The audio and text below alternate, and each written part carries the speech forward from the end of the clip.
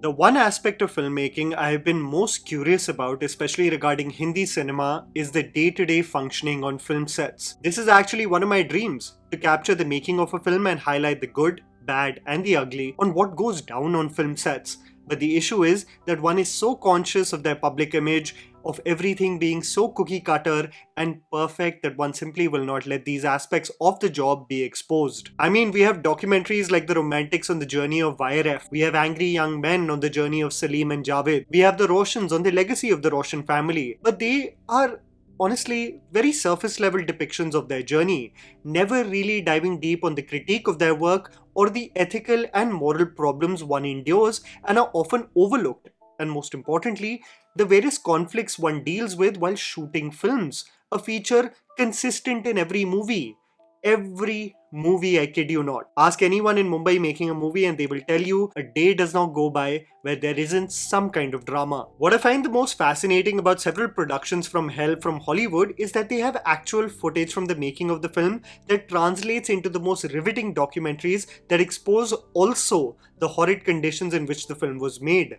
These documentaries are not only reflective of the gruesome locations in which the films are being shot, becoming an absolute disaster logistically, but the creative fallouts that would happen between artists, primarily due to the egos that come in direct conflict with each other. If you were to see Hearts of Darkness, a filmmaker's apocalypse, a deep dive on the perils of making Apocalypse Now, and the several hurdles Francis Ford Coppola dealt with while dealing with the logistical issues and actors' egos, you will be blown away by the footage available. A commentary on the misery one deals with while creating the final output most considered to be a masterpiece. See Jim and Andy, The Great Beyond on Netflix, a documentary on the making of the 1999 movie Man on the Moon, and what a nightmare of an experience it was for the production company to deal with the eccentricities of Jim Carrey, who went so method for his role that he was on and off set being as unpredictable and unhinged as real comedian Andy Kaufman. My favorite, however, that I often reference on this channel is Lost Soul, the doomed journey of Richard Stanley's Island of Dr. Moreau, which covers the disastrous production of the 1996 film The Island of Dr. Moreau that starred Marlon Brando and Val Kilmer, and the absolutely wild nature of filming the movie with two Hollywood stars with huge egos and the absolute show it turned out to become. The only Hindi film documentary that I can think about that actually showcased every possible shade of a Hindi film actor and did not shy away a single bit is To Hell and Back with Sanjay Dutt, which was produced by BBC, highlighting his turbulent journey as an actor and individual through the 80s and 90s. If you are an active viewer on the channel, you would know that we have covered huge creative conflicts in the film industry, especially during the making of big films. I mean, if I were to ever be a fly in the wall, I think I've said this many times, I would love to be on a Sanjay Leela Bansali film set, like Savarya or Padmavat, just to notice and observe the dynamic between the director and a leading debut actor, or the changing dynamics between co-stars. I would want to sit on the sets of Chalte Chalte when the film was originally being shot with the first cast. I would love to be on the sets of Manikarnika and just observe what the hell went down. How is it to see Vidhu Vinod Chopra instruct Bijoy Nambiar on the sets of Wazir on how his original vision is going all over the place? How did Bansali deal with Nana Patekar? How did Vidhu Vinod Chopra deal with Nana Patekar? Now come to think of it, I just really want to be on a Bansali or Vidhu Vinod Chopra set, I guess. These are popular examples of various conflicts that the tabloids, mainstream media, and even this channel have covered. But through this video, I wanted to shed light on some of the most interesting and lesser known conflicts that are not spoken about enough. These range from creative conflicts to absolute fallouts that in turn affect the final outcome of the movies too. Ram Gopal Varma and Sanjay Dutt. One of the films from RGV's filmography that is not spoken about enough is the 2012 film Department. What's hilarious is that it was advertised as Ram Gopal Varma's most stylish film. However, the creative camera angles it was being advertised for actually produced a headache for audiences, for it seemed indulgent and unnecessary. The result of the film was that it failed commercially and many people equated it to its overindulgent screenplay and subplots. However, the conflict that arose from the film was that Ram Gopal Varma and Sanjay Dutt never got along creatively during the making of the film. Dharam Oberoi, who represented Sanjay Dutt at the time, said that Ramu is not worth a rupee. He is a Juhu beach horse that I made to run a derby. He should go back to South and make films there. Sanjay Dutt stated that he may never work with Ram Gopal Varma again. He likes to see his own face. He's so handsome. You've seen such a handsome chap he is. Jo ho gaya, it's over. I washed my hands off, that's all. काम तो कभी नहीं करूँ. हाँ sir, कभी नहीं उसके साथ, राम गोपाल के साथ। The criticism apparently stemmed from the creative use of 5D cameras on set to capture most of the dynamic shots of the film. However, RGB replied back to these claims by saying that not only was he forced to remove Kangana Ranaut from the film, but was consistently told to change the screenplay while shooting, concluding by saying that he had the worst time working with Dutt and is glad that he won't be seeing the faces of Dharam Oberoi and Sanjay Dutt ever again. The actor and director never worked with each other ever again. Gurinder Chaddha and Sunny Deol, a director who has made one of my favorite movies growing up, Bended Like Beckham, Gurinder Chaddha was causing quite the waves with her crossover cinema. The representation of Indians in the UK was being celebrated through her movies. However, prior to this commercial success in the 2000s, an actor who wanted to collaborate with her with a Bollywood movie was surprisingly Sunny Deol. What we know today as Dil Lagi, the movie starring Sunny Deol, Bobby Deol and Urmila Matondkar, and which was also Deol's directorial debut, was originally going to be directed by Gurinder Chaddha, titled London, with a totally different script and with the leading lady being played by Karishma Kapoor. The crazy part is that there is only poorly developed photo shoots available from this film, Gurinder Chaddha once hilariously tweeting that she will one day spill the beans on what went down with this film. She however forgot that she did speak about the struggles during an episode of Coffee with Karan season 1. As the movie progressed, Chaddha realized that the vision of both her and the leading man were completely different. I had made him into a very romantic hero kind of guy, sensitive kind of guy, instead of the guy who sort of shouts all the time. And then he kind of felt a little insecure and wanted to keep adding fight scenes and things like that.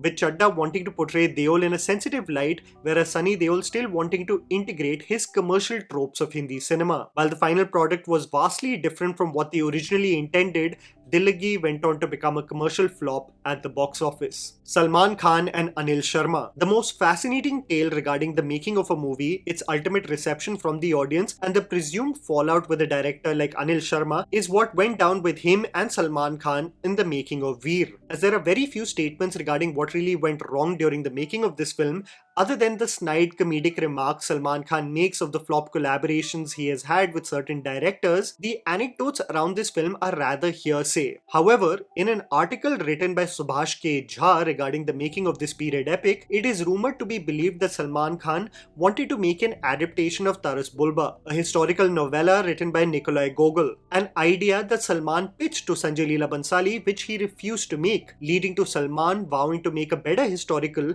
than Bhansali ever could. However, differences between Anil Sharma and Salman Khan were clear on set. Speaking on the issue for the first time, Anil Sharma admitted in 2010 that there were differences. Salman was not just the main actor in Veer, he was also the writer. We had a lot of differences of opinion.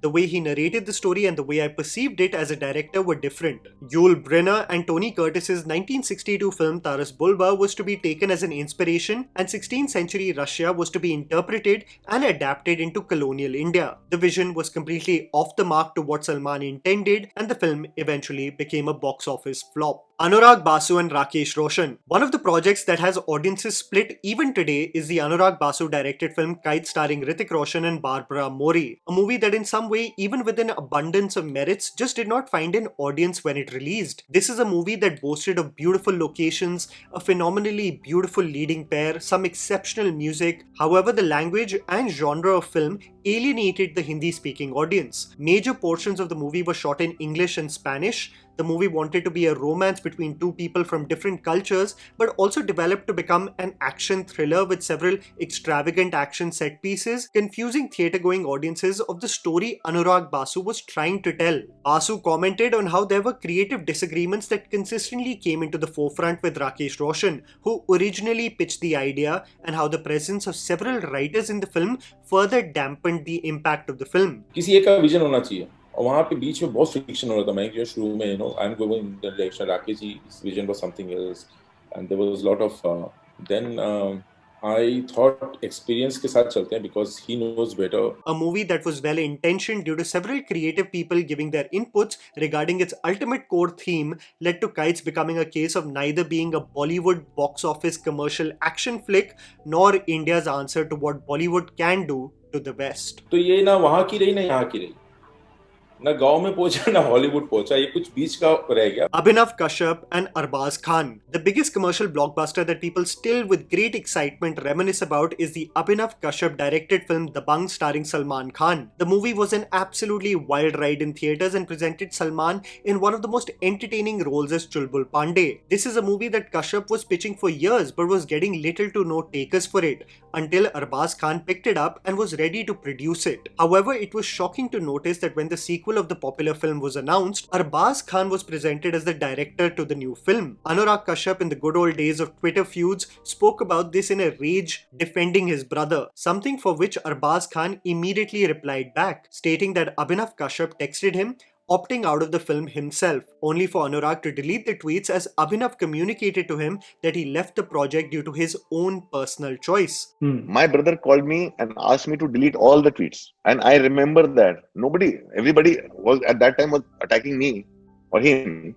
I deleted all my tweets because my brother said, I have chosen not to do Dabangg 2. This was mentioned by Arbaz in several interviews, that it was on Abhinav's own will that he left the project. I remember Salman picked up the phone on him and tried to tell him, like I would say, drill some sense or logic into him. But he was very adamant that I don't want to work. I don't want to do it. However, it was shocking when Abhinav Kashyap, in a now deleted Facebook post, post 2020, spoke about how his career was sabotaged by Salman Khan's family, describing how several of his deals were being compromised with other production companies by the Khan family as he was unwilling to direct Dabangg 2 and at the same time had offers lined up from production companies, specifically Sri Ashtivinayak and Viacom 18. Only Reliance coming to his rescue eventually, where the deal went through in the form of Besharam. This accusation was met with great vitriol and Arbaz Khan denied such claims and spoke about taking a legal route against Abhinav Kashyap. No matter where one stands regarding this creative fallout, it's shocking to see that Abhinav Kashyap's career post Dabangg only features the debacle Besharam under his name, and since then he has not directed a single feature film. Chitrangada Singh and Kushan Nandi, a story that is not known to many people and is quite disturbing when you look back at the several anecdotes of what possibly went down on set, is regarding the professional exchange between Chitrangada Singh and director Kushan Nandi during the making of the movie Babu Moshai Bandookbaz. Rumors around the film spread when it was reported that Chitrangada walked off set and the film due to her being uncomfortable shooting an intimate scene with Nawazuddin Siddiqui. This was refuted by the director, who said that the bound script was handed over to Chitrangada and that the issue encompassed several aspects of the script versus one specific intimate scene. उसके पास ये script 1.5 साल से थे और मुझे उसके बावजूद अगर उसको कुछ ऑब्जेक्शन था या कुछ भी था, और अगर वो स्क्रिप्ट जो है वो इतने डिटेल्ड है, स्क्रिप्ट मतलब हर चीज़ उसमें लिखा हुआ था, तो अगर उसके बावजूद अगर किसी को ऐसा लगता है तो मैं किसी को फोर्स नहीं कर सकता हूँ. However, in an interview with Dainik Bhaskar, Chitrangada said the director just ordered, "अपनी petticoat उठाओ और रगड़ो अपने आप को." She further said, "By then, I had tears in my eyes, but the director insisted me to keep doing whatever he said because he was the director of the film. I understood that it was just exploitation. I was angry and I walked out." Nobody really came up and said that, this is not how you talk to her, or this is not right. That's awful. Nothing. That's It terrible. just went on. In fact, they joked about it, including the lead. He knew exactly, he was in the room when that happened. हमने तो मजे ले लिए, 2 बार मजे ले लिए, like stuff like that being said. What's alarming regarding the coverage of this event is that while Chitrangada was deeply disturbed by the events that took place on set, Nawazuddin Siddiqui during the promotions of Raman Raghav 2.0 would often joke about an actress running away from set, jokingly referencing this ordeal. The movie eventually had hired Bidita Bagh for the role, and the movie turned out to become a box office flop. Akshay Kumar and Shirish Kundar. The craziest ordeal that went down during the making of the movie, and especially as the release date of the film came closer, was whatever went down between Akshay Kumar and Shirish Kundar during the making of Joker. The movie was co-produced by Akshay Kumar and Farah Khan, and the rumor mills about the conflict between the actor and director stems from the vision that Akshay Kumar had for the film versus what was finally executed. These are all assumptions. It was reported through insiders in an article with the Times of India that Akshay Kumar wanted the film intended for the kids' audience. Hence, wanted the film to be formatted for 3D. However, this vision was apparently abandoned. While visual effects and the final edit inputs were not considered also, apparently it was this final nail in the coffin where Akshay Kumar absolutely abandoned the film and never promoted it. While he was involved with the marketing of a film like Oh My God, he would be bombarded with questions regarding Joker but refused to answer any questions. Farah Khan was visibly frustrated at the events that were taking place, embarrassingly in marketing events, posing with the aliens from the film, being the only face of the film to spread the word that the movie is releasing in theaters. As a producer, मुझे दुख होता है क्योंकि एक picture जो है अपने बच्चे की जैसी होती है, तो अगर आप कोई भी रीजन हो आप अपने बच्चे को ऐसा छोड़ नहीं सकते. मेरा ये मानना है इसलिए I will support the movie till the day I die. This left such a dent in the creative partnership that Farah Khan and Akshay Kumar have never worked together post Joker, and Shirish Kundar has not had a directorial venture that is released in theaters ever since. A.R. Murugadoss and Salman Khan. One of the most fascinating discussions regarding the movies that came out this year is whether A.R. Murugadoss has lost the ability to engage viewers with his stories, or whether he is just going through a minor dip in his career and will have a resurgence of sorts. People are only discussing this because of the failure of Sikandar and the promotional material of Madrasi looking significantly better, making people hopeful that Murugadoss may just have the ability to surprise everyone. However, when people look back at Sikandar, it's alarming on how unanimously people feel that it doesn't look like a Murugadoss film in any frame. When the director sat for a press run for Madrasi, some of his revelations made things clear on how the making of the film, especially around the preferences and schedule of Salman Khan, may have affected the final product of the film. Thread இருந்துச்சு அந்த shoot பண்ணது, அதனால் public பிளேஸில் பண்ண முடியாது, எல்லாத்தையும் CG, எல்லாமே green, வர்றது லேட்டு, அது என்ன பண்ண முடியும், நான் ஸ்ட்ரகிள் பண்ணேன். While everyone is privy to Salman Khan and the nature of the hours he works around, and that is something one is prepared for prior to the collaboration, the series of events beg the question: would a different star and a different treatment of the same film actually lead to different results, or from a basic storyline perspective, the film was doomed from the start? I feel like it is a little bit of both. While Salman's performance did not help the film in any way, I think the organ donation outdated plot also did not excite even the most die-hard Bhai fans. This project, in my opinion, was doomed in every regard.